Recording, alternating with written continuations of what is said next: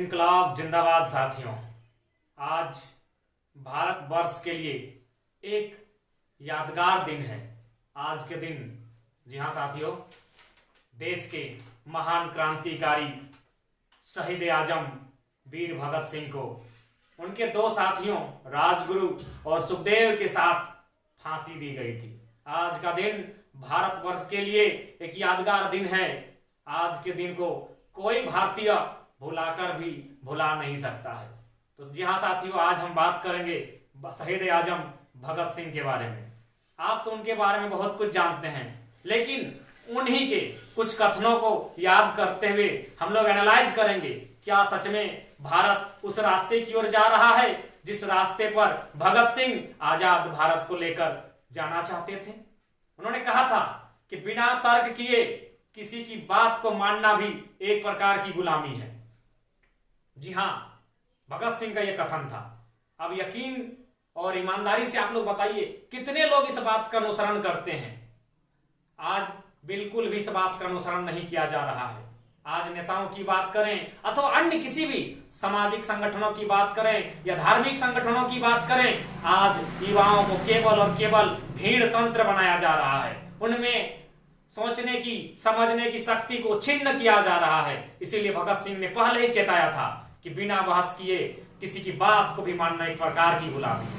आज कहीं ना कहीं उनका यह कथन प्रासंगिक होता हुआ दिख रहा है। आज हमें चिंता करनी होगी कि आज क्या हम भगत सिंह के रास्ते पर जा रहे हैं। केवल उनकी जयंती, उनकी पुण्यतिथि मनाने से हम भगत सिंह के रास्ते पर नहीं चल पड़ेंगे। उनके कहे हुए एक एक बातों को अनुसरण करना होगा, तब जाकर हम भगत सिंह को अनुसरण कर पाएंगे। भगत सिंह ने कहा था कि भारत को हम अंग्रेजों से छीनकर आम व्यक्ति, भारत के आम व्यक्ति तक लेकर जाएंगे। लेकिन क्या गया? बिल्कुल भी नहीं गया। आज भारत में भुखमरी, गरीबी, अशिक्षा, बेरोजगारी, भ्रष्टाचार दलदल जमा कर बैठा है। जिस देश में अभी हम कुछ देर पहले एक पेज पलट रहे थे, भारत का भूगोल, उसमें पढ़ा कि इस देश में 30,156 करोड़ टन कोयला, 1788 करोड़ टन लौह अयस्क है, 348 करोड़ टन बॉक्साइट है, 156 करोड़ टन तांबा है, 128 करोड़ टन जिप्सम है इस देश में, 53 करोड़ टन अभ्रक है इस देश में साथियों, 50 करोड़ टन स्वर्ण अयस्क है इस देश में, 40 करोड़ टन मैग्नीज और न जाने कई करोड़ टन कितने खनिज पड़े हैं इस धरती की गर्भ में। लेकिन फिर भी भारत अगर गरीब है, भारत अगर भुखमरी से जीता है, तो कहीं ना कहीं आज हमें चिंतन करना होगा भगत सिंह के उस कथन का जिसमें उन्होंने चिंता जताई थी, क्या आजादी हम अंतिम व्यक्ति तक लेकर जा पाएंगे या फिर अंग्रेजों से आजादी छीनने के बाद भारत के ही कुछ मोटी पेट वाले, बड़ी तोंद वाले, भूरी आंखों वालों के पास तो आजादी नहीं रह जाएगी। आज वही हुआ है। भगत सिंह की जो चिंता थी, आज वही हुआ है देश के साथ। आज चंद मुट्ठी भर लोगों के पास आजादी सीमित रह गई है। आज भी मजदूर, किसान, कामगार वर्ग दिनों दिन, प्रतिदिन शोषण का शिकार हो रहा है, संघर्ष कर रहा है। तो हे युवाओं, आपसे निवेदन होगा, एक बार फिर से आत्मसात करना होगा भगत सिंह को। भगत सिंह ने युवाओं पर विशेष चिंता जताई थी और उन्होंने कहा था, उनका एक कथन फिर से हम दोहराना चाहेंगे कि मैं उन युवाओं को नामर्द मानता हूं जो भाग्यवादी हैं। आप स्वीकारिए, आज भारत देश के अधिकांश युवा भाग्यवादी हो चुके हैं। अरे हम कर्मवादी लोग हैं, हड़प्पा सभ्यता से पहचान दिलाने वाले, अपने कर्म पर यकीन करने वाले लोग हैं। लेकिन हम भाग्य भरोसे बैठकर रहने लगे हैं, कर्म से हम दूर विमुख होने लगे हैं। भगत सिंह ने चिंता जताई थी कि भारत के युवा हर बात पर ऊपर वाले को रिश्वत देकर अपने मंजिल को पाना चाहते हैं। बिल्कुल उन्होंने सही चिंता जताई थी। आज भाग्यवादी होना कहीं ना कहीं देश को कमजोर कर रहा है, क्योंकि यह देश कर्मवीरों का देश है। हमें कर्मवादी होना चाहिए।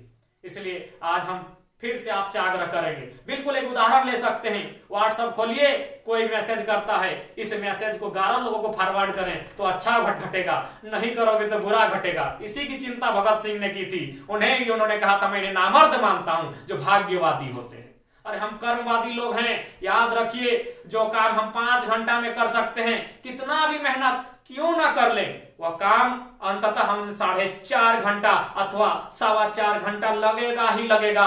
हम 5 मिनट में कोई किसी मंत्र विद्या से जादू विद्या से या भाग्य भरोसे उस कार्य को पूरा नहीं कर सकते हैं, क्योंकि हम लोग कर्मवादी हैं। एक बार फिर और बार बार दोहराएंगे, हम लोग कर्मवादी लोग हैं। आज स्मरण हो रहा है भगत सिंह की एक एक बात को स्मरण हो रहा है कि उन्होंने जो चिंता जताई थी देश के प्रति आज सही साबित हो रहा है। उन्होंने कहा था कि इंसान को मारा जा सकता है, विचारों को नहीं मारा जा सकता है।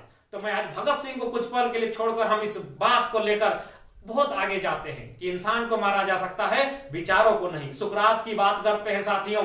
आपने सिकंदर महान का नाम सुना होगा।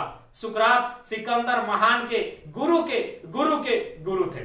सिकंदर महान के गुरु थे अरस्तु, उनके गुरु थे प्लेटो और उनके गुरु थे सुकरात। तो सुकरात पर भी आरोप लगा था कि वे जो ग्रीस के युवा हैं उन्हें वे भड़का रहे थे। वास्तव में भड़का नहीं रहे थे, उन्हें रास्ता दिखा रहे थे, उन्हें सवाल करना सिखा रहे थे, उन्हें सही और गलत पर सवाल करना, बहस करना सिखा रहे थे। लेकिन चूंकि बुरे लोगों की संख्या ज्यादा थी, जैसा आज भारतवर्ष में बुरे नेताओं की, वे चाहते हैं कि युवा उनके पीछे भीड़ बनकर चले। तो सुकरात ने वही किया था, भीड़ बनने से रोका था युवाओं को। तो सुकरात को जहर का प्याला पीना पड़ा। सजा में उसे मिला कि तुम जहर का प्याला पी लो। वे जेल में बंद थे, उनकी जो तारीख थी उन्हें मृत्यु दंड देने की कुछ दिन निकट था।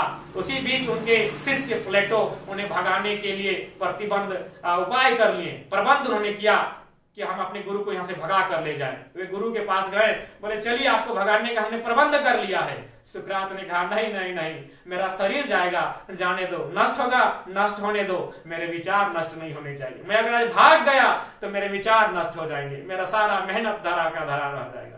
इसलिए सुकरात बनना है तो इस काया की नहीं, इस माटी के शरीर की नहीं, विचार को महत्व देना होगा, तब सुकरात बन पाएंगे। और उसी को लगभग 2500 साल बाद भगत सिंह ने दोहराया कि इंसान को मारा जा सकता है, विचारों को नहीं। आज उनकी शहादत दिवस है। आज हम उन्हें नमन करते हैं, उन्हें बारंबार नमन करते हैं और भारतवर्ष के युवाओं से आग्रह करते हैं कि हमें एक बार फिर से इंडियन फ्रीडम मूवमेंट पार्ट 2 के लिए तैयार रहना होगा, क्योंकि एक पार्ट 1 अंग्रेजों के विरुद्ध लड़ा गया था भगत सिंह, चंद्रशेखर आजाद, नेताजी बोस के नेतृत्व में। अब हमें लड़ना होगा गोरों से नहीं, चोरों से लड़ना होगा, जिन्होंने भारत की भूमि को, रत्नगर्भा भारत को, सोने की चिड़िया भारत को खोखला कर दिया है, दिन ब दिन खोखला करते आ रहे हैं। उनसे हमें एकजुटता के साथ परिचय देते हुए, भगत सिंह को अपना आदर्श मानते हुए उनके खिलाफ हमें जंग लड़ने की आवश्यकता है। तभी जाकर हम भगत सिंह के और इस भारत के तमाम शहीदों के सपने को हम लोग पूरा कर सकते हैं। आज कहते हैं, बहुत सारे लोग कहते हैं कि हम लोग भगत सिंह को श्रद्धांजलि अर्पित करते हैं। वे लोग सिर्फ कहते हैं, वास्तव में भगत सिंह को श्रद्धांजलि उसी दिन अर्पित होगी जिस दिन इस समाज में भुखमरी नहीं होगी, जिस दिन समाज में गरीबी नहीं होगी। एक आम व्यक्ति भी राजा के समक्ष बैठ पाएगा, उसके समक्ष अपने आप को आजादी का अनुभव कर पाएगा। आज प्रत्येक, आप भी चाहते हैं, हम भी चाहते हैं, कहीं कलेक्टर ऑफिस में करप्शन है तो कहीं बीडीओ के ऑफिस में करप्शन है, तो कहीं पंचायत में करप्शन है, तो कहीं सचिवालय में करप्शन है। और आप लोग चाहते हैं, हम भी चाहते हैं, पूरा देश चाहता है इस करप्शन से कोई लड़े, इस करप्शन से कोई लड़े, इन बेईमानों से कोई लड़े और हर घर में भगत सिंह पैदा हो। लेकिन लास्ट में क्या चाहते हैं कि भगत सिंह मेरे घर में नहीं, पड़ोसी के घर में पैदा हो। सब कोई चाहता है भगत सिंह फिर पैदा हो, लेकिन मेरे घर में नहीं, भगत सिंह पड़ोसी के घर में पैदा हो, मेरे घर में तो एक अच्छा इंजीनियर पैदा हो, एक अच्छा डॉक्टर पैदा हो। ऐसी सोच है भारतीयों की। भगत सिंह सब कोई चाहता है, सब कोई भगत सिंह को अपना आदर्श मानता है, सब कोई उसे हीरो मानता है, लेकिन मेरा बेटा भगत सिंह नहीं बनेगा, पड़ोसी का बेटा बनेगा। तो जिस दिन भारत का हर व्यक्ति चाहेगा कि मैं भगत सिंह हूं, इस देश में जो अंग्रेज आज हैं, जो भारत वंशी अंग्रेज हैं, वे दुम दबाकर भाग खड़े होंगे। लेकिन उसके लिए यहां से एक आवाज आनी चाहिए कि हाँ, मैं हूं भगत सिंह। अरे मैं हूं चौकीदार का नारा तो खूब लगा, एक बार नारा लगाइए, मैं हूं भगत सिंह। भारत का हर युवा है भगत सिंह, तो हर युवा तभी भगत सिंह कहलाएगा जब सोच भगत सिंह की होगी। अन्यथा अगर सोच भगत सिंह की नहीं हो पाएगी तो फिर हम लाख उन्हें पूज लें, लाख उन्हें मना लें, भगत सिंह नहीं बन पाएंगे।